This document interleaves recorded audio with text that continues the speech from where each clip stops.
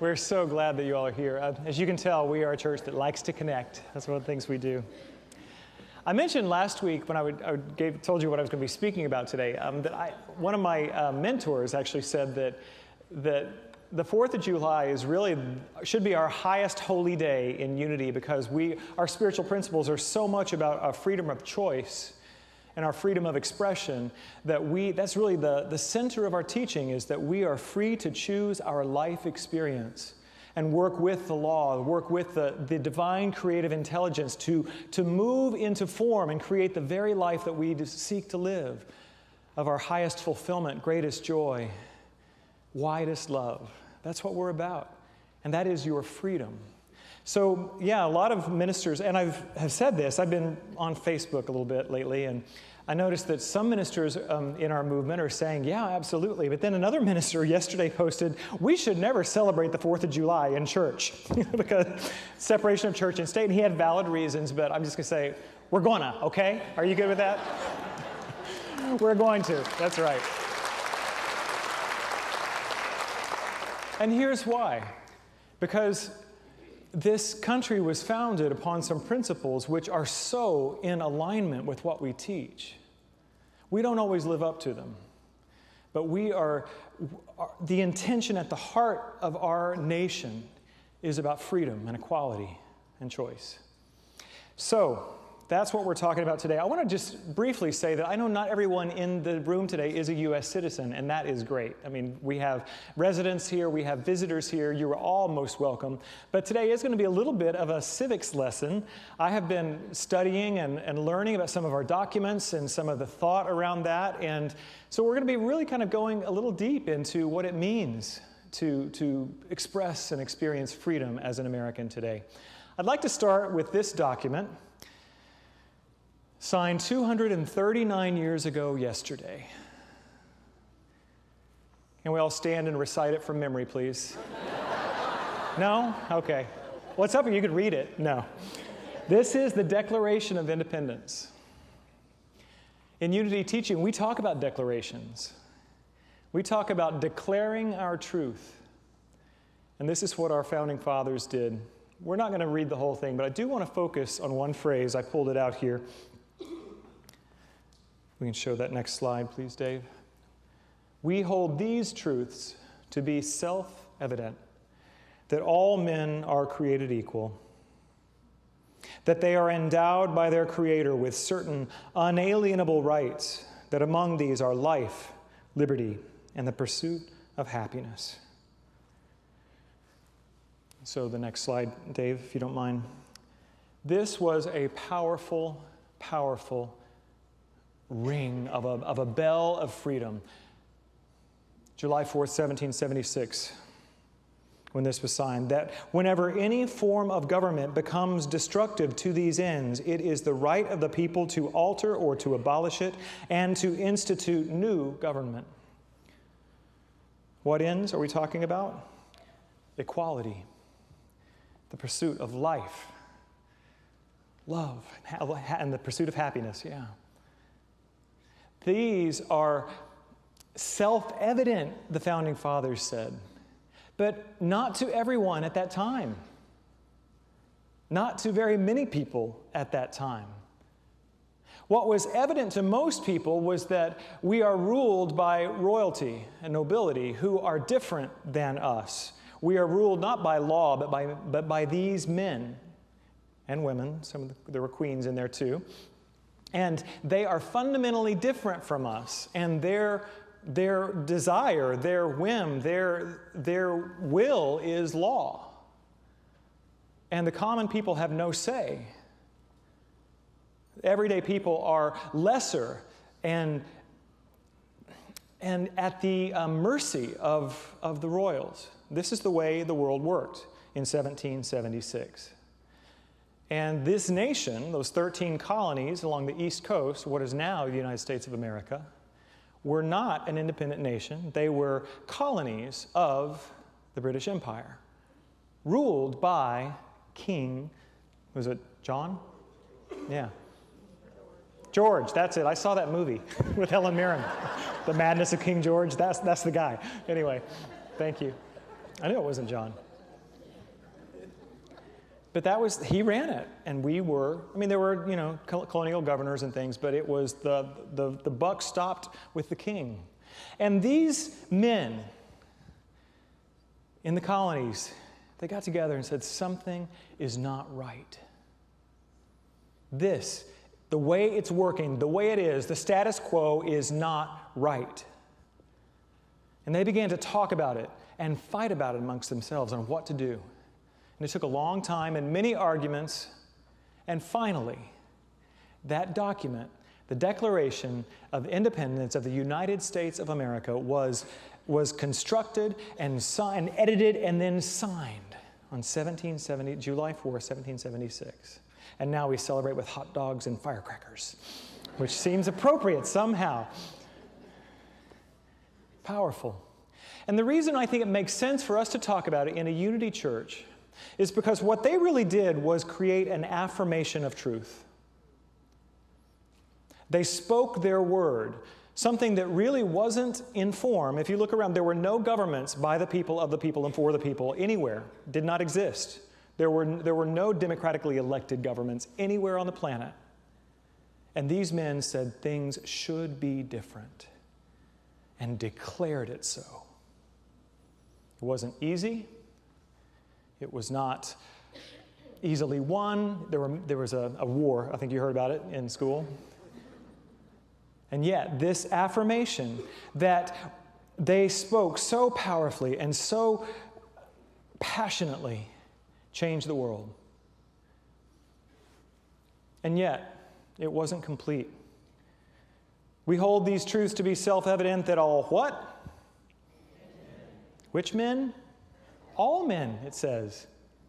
Did they mean all men? They didn't, actually, no. Who they meant was male, white, landowners. Those were the people that they thought it meant are created equal. And yet, over time, over the following decades, there came the need to have a deeper conversation about our brothers and sisters and who is really equal in the eyes of God. Eventually, it led to a civil war. Many lives were lost. But we finally, almost 90 years after the signing of the Declaration of Independence, we added this to our Constitution, December 18th, 1865. Neither slavery nor involuntary servitude, except as punishment for crime whereof the party shall have been duly convicted, shall exist within the United States or any place subject to their jurisdiction. Finally, 90 years after this powerful declaration, affirmation of truth, equality is broadened, at least in writing and in law, that we will no longer permit this abhorrent practice of owning another being, another human being, will no longer be allowed in this nation anywhere. And history was changed. We were not the first nation to free its slaves by any stretch. And all we have to do is look to Charleston, South Carolina to see that the wages of the sin of slavery is still in our collective psyche. There is much healing to be done. We have work to do, but this day, an amazing thing happened. That the Union was reunited. There will be no slavery. It is outlawed. And so then we're done, right? The work of freedom is done at that point. Oh, you guys are smart. You took history. I see that. So, but we hold these truths to be self-evident that all what? Men. Now, I'm sure that they meant men in the universal humankind sense, didn't they? Oh, come on. August 18th, 1920. Less than 100 years ago. The 19th Amendment to the Constitution of the United States. The right of citizens of the United States to vote shall not be denied or abridged by the United States or by any state on account of sex. Wow. 150 years after those men declared this affirmation of freedom and equality and truth, we still have not allowed women to vote. But then, 1920, we did that. Are we done?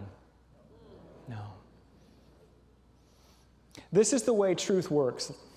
We know the truth. All people are created equally.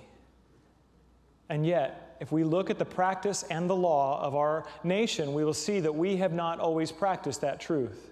And each generation truly has to come to terms with what it means and see who is being excluded now. Who is being left out of this equality now?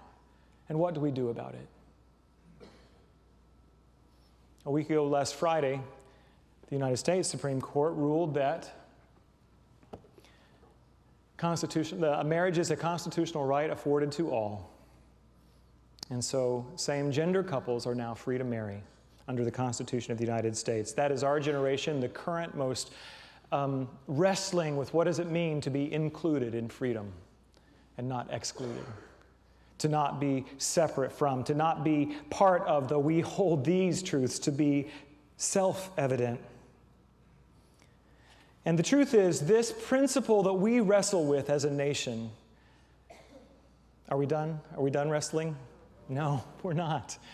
I don't think we ever will be. I think that it's going to be an ongoing soul-searching, and every time it happens, it is with pain and struggle and separation at the dinner table. I will tell you, my family, we've had some of that. You all can pray for me. And for my whole family. My dad is in the hospital, and I'm going to be spending my vacation next week up there with my family. And my brother and I have agreed to debate with respect and love this Supreme Court decision. It's going to be interesting. Yeah, I know. Pray. Did I mention he's a Pentecostal pastor? Yeah. But we have agreed to have this conversation with great love and respect for each other. And you see, he views this world, and many do, is that sometimes what we would call steps forward, to them it's that the floor has tilted and people our nation, everything we hold dear is sliding off to the abyss. But what I see today is that we are marching upward to a place of greater inclusion, greater wholeness, and greater unity in our nation.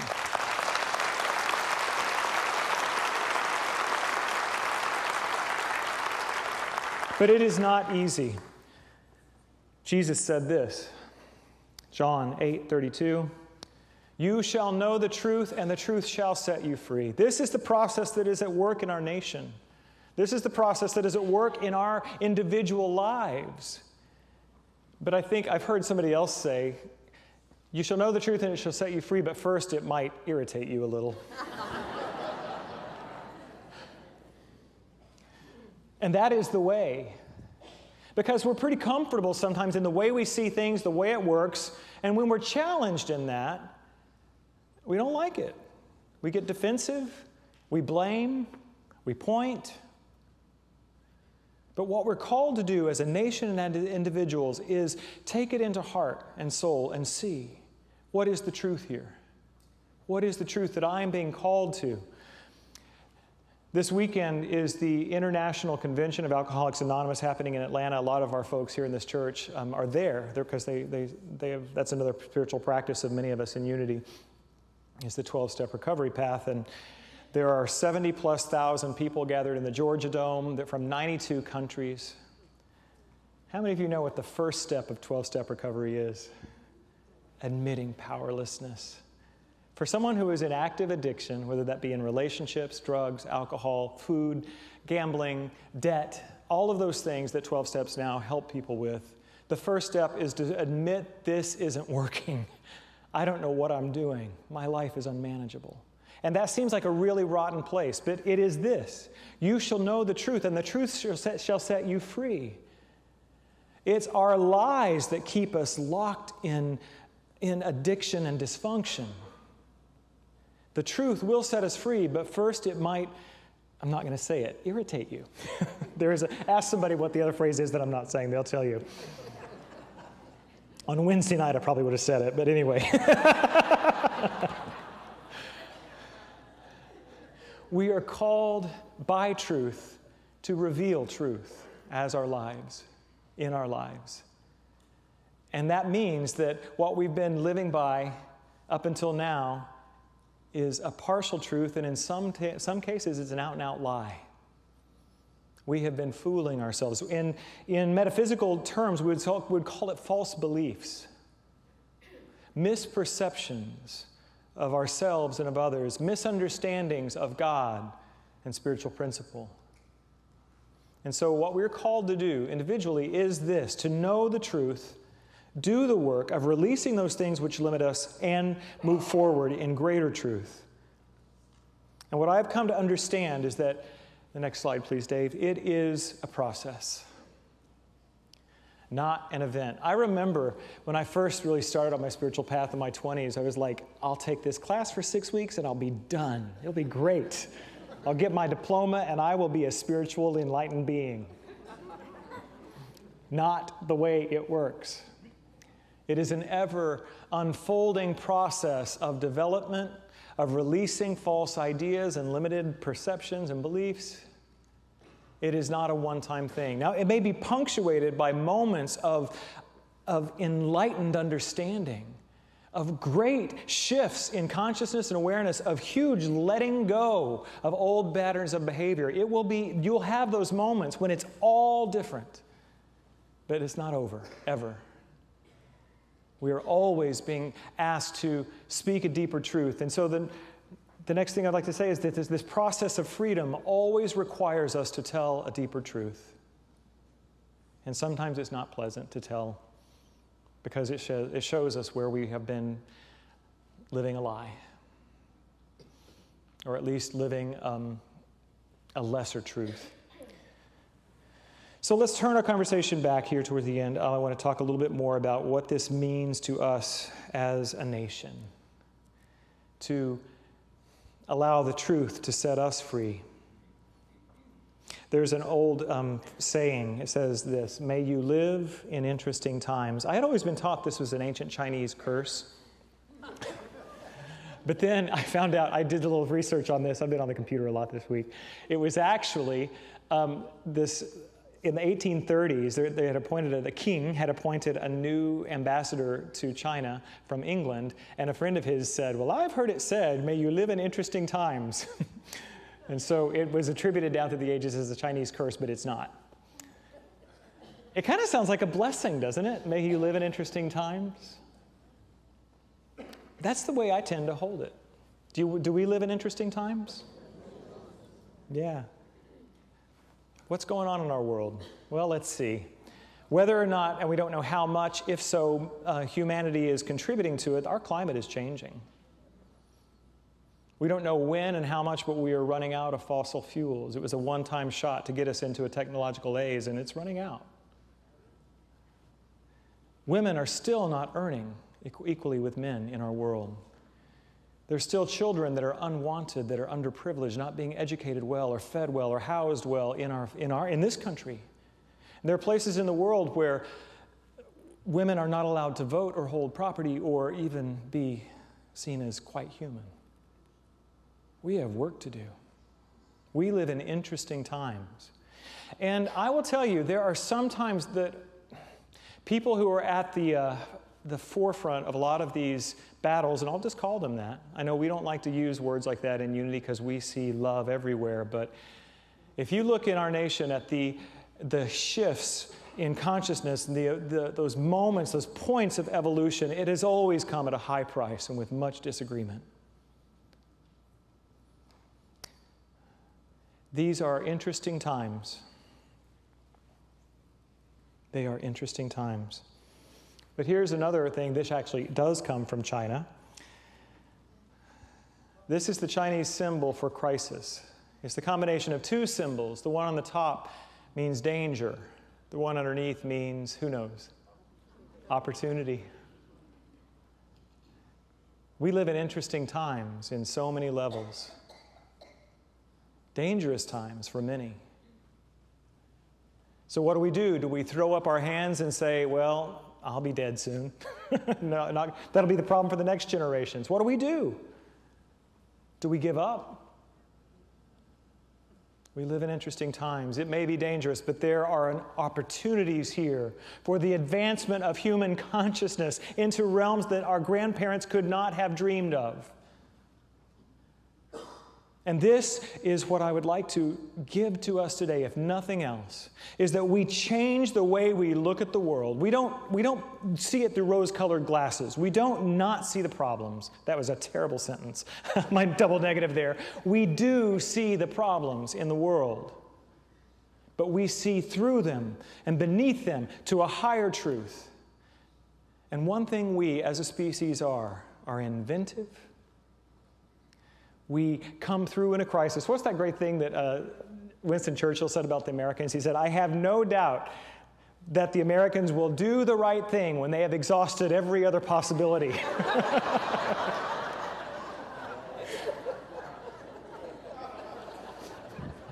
Now, that's a laugh of recognition.